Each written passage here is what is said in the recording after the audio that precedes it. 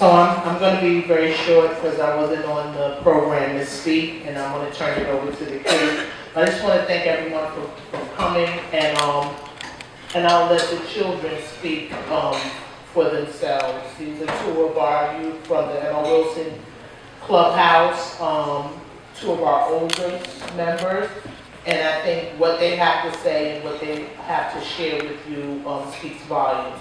So with that, I'll introduce first Mr. Christian Salisbury.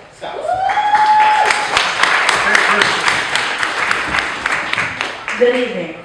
My name is Christian Salisbury, and I have been in the Boys and Girls Club for 5 years. For all of these years, the Boys and Girls Club of Harlem has been teaching us how to take care of our mind, body, and soul. The most important thing that they teach us is how to respect others.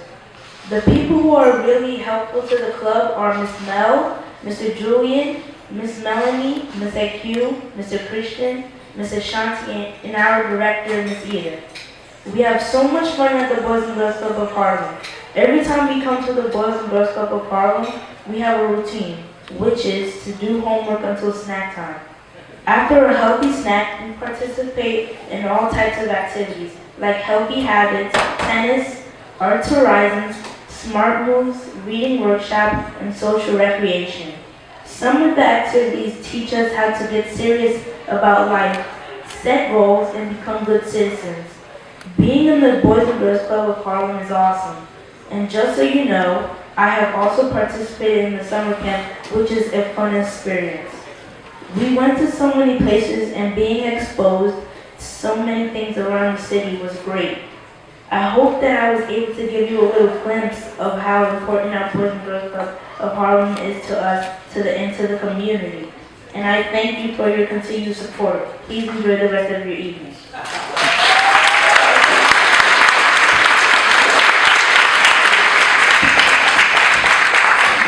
So our next youth is Jada Grant. I'm going to ask her to step away from the podium a little bit because this is just for you, Mr. Coffield.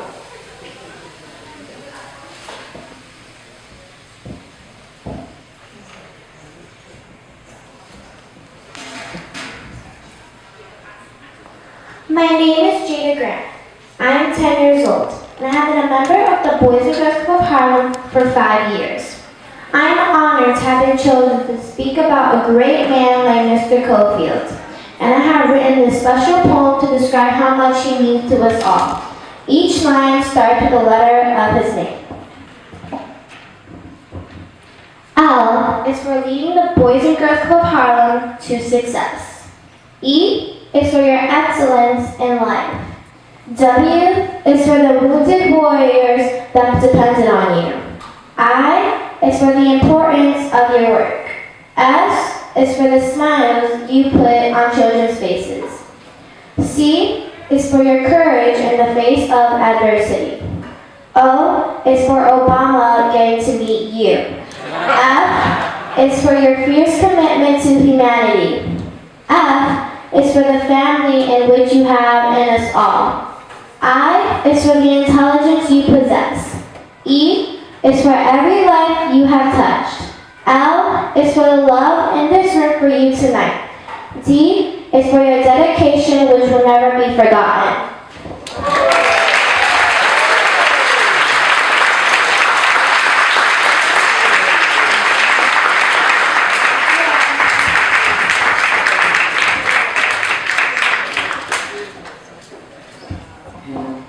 So on behalf of the Boys and Girls Club of Harlem, some of the youth made this special drawing, arts and craft piece, which says, "We thank you," and I want you to pay special attention to the word thank you. It's pictures of the youth, and they use their body to spell the word thank you. So to Mr. Coffield, we thank you and we love you.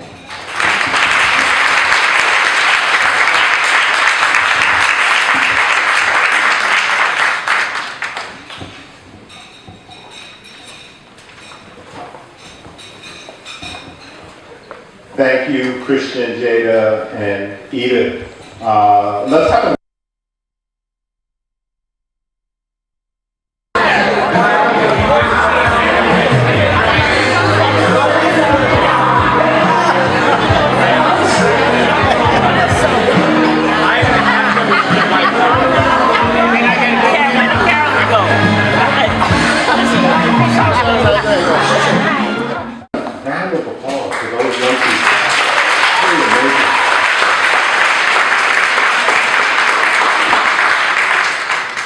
So we're going to show you a very short film, and I'll tell you a quick story. I came early to a board meeting, and Mr. Coffield also showed up early. We rode up on the elevator, sat down, and just started shooting the breeze. And he began to regale me with all of these stories. I knew he was a guy from the church on the board and had been there, for a long time.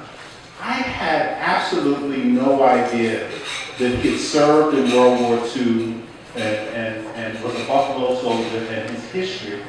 And I sat there just amazed. And I left that meeting totally inspired by this man. And I said to my colleagues on the board, like, you guys realize who we are with, and we've got to do something about this. Someone should record these stories. And we are so blessed on our board to have folks of multiple talent. So my colleague, Winston Gilchrist, and his wife, we put together and created this very short video. And Mr. Coffield was a wonderful subject. We went up and interviewed him, and now we'd like to show you that video. So I'll call your attention to the television screen.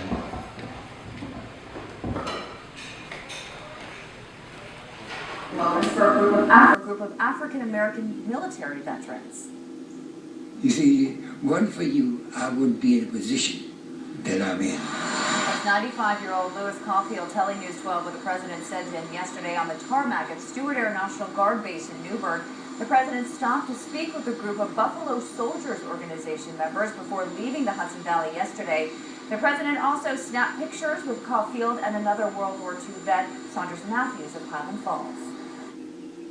In my soul and heart, I thank God that I'm here to see that a black man, a president of the United States. While the original Buffalo Soldiers were African Americans who served in the United States Cavalry in the second half of the 19th century, protecting mostly white settlers. So I'm here with Mr. Louis Coffield, a Buffalo soldier, board member of the Harlem Boys and Girls Club, and member of the Convent Avenue Baptist Church. So Mr. Coffield, you were talking about being in the Army, and I'm wondering what it was like when the war was coming to an end. I know the war was over. I was guarding the jungles of Van. And the guy jumped out of the van and said, "Hey, soldier, the war's over."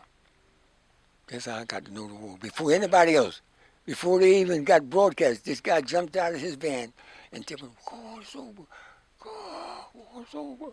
That's how I know the war was finished at that particular time, But other than that, everything went smooth. We didn't shoot nobody. The Germans did everything right. And the American people, I said, part of that, what we didn't like, they were treating the German better than the blacks. Better than everybody. Please believe me, they were giving them everything they wanted to the blacks. And so when you came back stateside, what was that like? You just finished fighting in World War II. You came back to Harlem? Yeah. Got me a job. What were you doing? I was working in a hat factory, making hats, beginning. Then I got tired of that. Then I got to be a short order cook up state of New York for the summer. Then I came back to New York. And how did you come to get connected to the church, the Convent Avenue Baptist Church? I was going with a girl. She was a nurse. And she said, because I wasn't no church person, she said, come. She had an anniversary. She was a nurse. So we have an anniversary at Convent Baptist Church. You mean? And I heard this woman sing one song. I liked it so much I came back. So about end of 1959, That's when I joined Coffield. 1959, I joined Coffield. Yeah, during that time. That's part of the Army part then. But like I said, we didn't get no treatments, no understanding, didn't even get a parade when the war was over. They didn't even talk about us. They didn't even talk about us, you know. But like I say, we are giving people. We are giving people. We care how bad they might talk about us, but we pay it no mind because we got God in our heart and mind. And how did you get involved with the Boys and Girls Club? Reverend Wilson, he picked me, Clara McCullough, and a few others. See, we coming up to the cruise and clean up the school. Cruise, that's closed. We taking all the desks out and everything.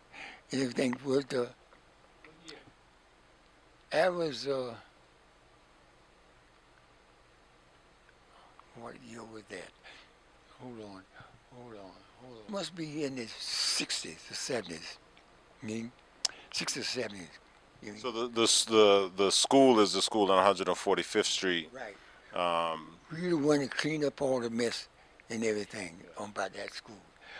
At the time, well, describe what was Harlem like when you first came to New York City. Harlem was fun. The all the Hollywood people used to come to Harlem to the Savoy, and used to see how we dance, you know, how we clown, you know. And it was a lot of fun. All the bars was full, and we had pretty good jobs, you know, and all. But after that 1937, 38, I started working in a factory again. And by that time, the war broke out. How did you first find out about the war? They drafted me. yeah, they drafted me, you know. And I might have been about 20, 22, 21. I guess I really was. Anyway, I went to the Army, and I was late going to meet the group and everything. Got AWOL for that. But after I met the group, then they took that AWOL off. Then I went to Fort out there out of New York. What do you call that port? Not here. Anyway, we stayed there and got our training and the thing. So your training began in New York? Yeah. You know, and the beginning in New York, we was getting $20 a month, and that $20 went to my mother. I took only $5. Then we moved to Devil Island, got our training. Then we moved to Alabama. That's when it really started. They give us our uniform, pistols. Another thing I'm going to tell you, I was the MP in the regular army. They picked me right out, beginning. You were the MP, you have to. So you didn't have a choice. They told you where you were going. The whole black soldier, that's what they tell you. If you want to be a sergeant, they tell you when to be a sergeant. You know, so in other words, they picked me to be military police. I went through the training as being a military police. It's just ain't being to put that badge on. I make it short. Read it out there, make our soldier dress right, with your collar over, things like that. That's what we used to do. That's what we did there in 4 Miles. Then we went to Georgia, Alabama, Alabama. That's when it started firing. And that's when we got our equipment and everything. Then, like I said, the MP was only about 50 of us. We went to the fire run with our arms, and the man gave us one bullet at a time. I thought that was an interesting. You had mentioned that to me before, that as you are training on the rifle range, that someone is going down the line handing the African American soldiers one bullet at a time, Right. and that was different than. That was during the 41. During the 41. We are training for that, you know. Because before that, we didn't have no blacks in the Army. Didn't have no blacks in the Army. Until till the NAACP made it up to to have blacks in it, because this is our country too. So Nice, nice. And so, what advice the Boys and Girls Club serves young people? What advice from your experience as an American, as a soldier, as a black man, what as a Harlemite, what advice would you give young people in Harlem today? first I told him, I said, I talk to young people often. I said, first thing, go to school, get an education. I said that then the limit is no problem to you. But you hang on the corner, you ain't gonna be nothing. And I said another thing, treat your mother and father with respect. Yeah.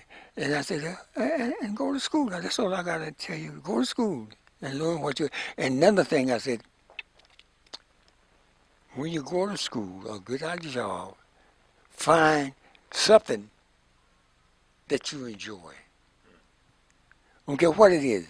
I said, you enjoy doing what you do, then you're successful. But you draw something just to make money, you're not going to be successful. I said, drawing something that you love to do and want to do, then you will be successful. And that's what I give young people now. Mr. Coffield, I want to thank you so much for allowing us to spend some time with you. I want to thank you for your service to this country and your service to the Harlem Boys and Girls Club. It's really because of you and those early board members that we are now able to have that building project on 145th Street, the old school building, turned into affordable housing and a new clubhouse for kids in Harlem. So thank you so much. That's what Reverend Wilson said. That's what Reverend Wilson said. Our young peoples, we need to have a place for them to train and do the right thing. And that's how Harlem Boys and Girls Club began. Like I said, he wasn't the owner, he just was part of it. Committee just was a founder of it. They're still founders of it. But they have nothing to do with it, running it. It's just the idea that we responsible, that committee is responsible. Couldn't have started it without Convent. That's for sure. And Reverend Wilson was a powerful man. He was a powerful man. He knew everything. In my life, and all my family, I only have family, young people now. People do, but I enjoy my life, how God kept me here for all these years. Each part that he let me live to see things that I never thought I'd see again, and that is seeing the new life of new president. Yeah. I never dreamed it before, you know. And so many people kind of, gave up on the club for many years, right? Because it was so much work getting this project. But you kept supporting the club, the Boys and Girls Club of Harlem, even today. Why? Because it was young people. I never had no kids. All my family got flops of them, but I myself never had none. So I said that was a good thing in my sight to help them. And every time something came up, and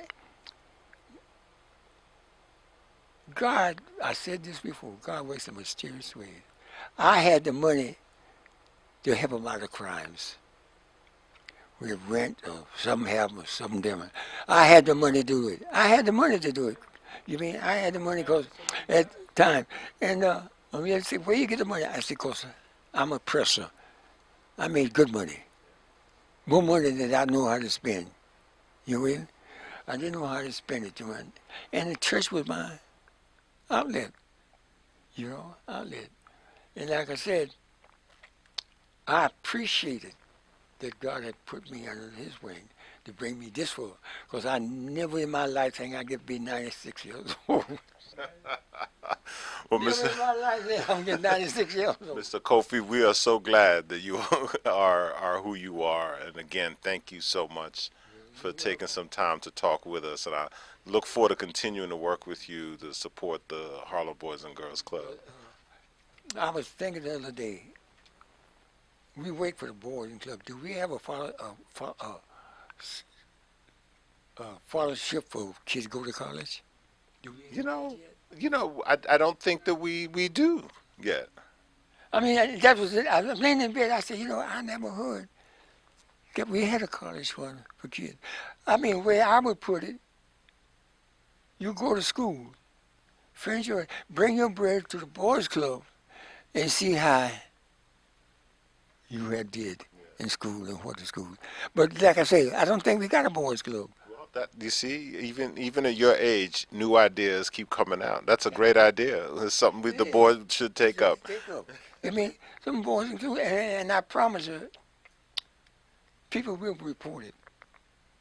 That you got a scholarship for young kids, young girls and boys to go to college. Thank you, Mr. Coffield. Thank you. Thank you. Now, you ladies got something to ask me? How come you didn't get married? You see, I wasn't even going into that stuff because I think Mr. Coffield was having a good time in life. I took that away from it. So That's why he lived in the United States. Never got married. Women worry to death. See? Living proof. Yes.